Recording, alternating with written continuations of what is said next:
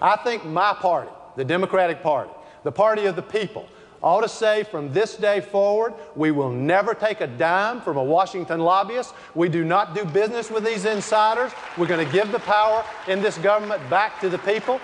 Senator Obama and I have already done it, but this is not just presidential candidates. We don't have to wait for the next presidential election to start reforming. We need to start a grassroots movement for reform today, and we need your voice in that effort to reform. Thank you, Senator. That's actually the second time you've made this very definitive statement about lobbyists. Senator Clinton, who's sitting next to you, would you make a similar statement, or why do you think that's not a persuasive argument? Well, I think it's a position that John certainly has taken.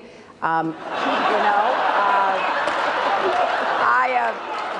have to say that I don't think, based on my 35 years of fighting for what I believe in, anybody seriously believes I'm going to be influenced by a lobbyist or a particular interest group. Now, I've been waiting for this. This gives us a real sense of reality with my being here. But look, the important thing is what you have fought for and what you will fight for. And I will absolutely be on the front lines of the change that we need. And I think I have a good idea about how to bring about that change. I wish it were. I'm anxious to hear the exchanges, but I wish it were as simple as saying, well, we're going to do this and we're going to do that. It's going to take a grassroots movement. That's why I'm here today, to thank the blogosphere, to thank Daily Kos, to thank you for being part of the progressive movement in America. I wish you'd been around in '93 and '94 when we were trying to get health care. I was standing up against the drug companies and the insurance companies.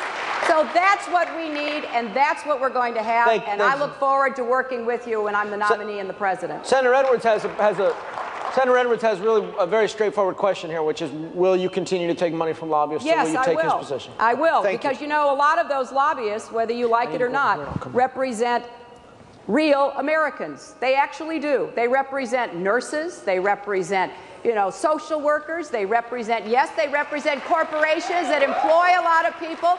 So, the idea that somehow a contribution is going to influence you, I just ask you to look at my record. I have been fighting for the same things. My core principles have not changed.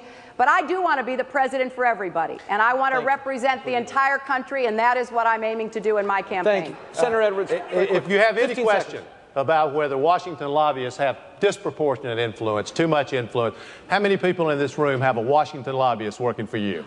I see 2, 3. How many people are in the room? 1,500, 2,000?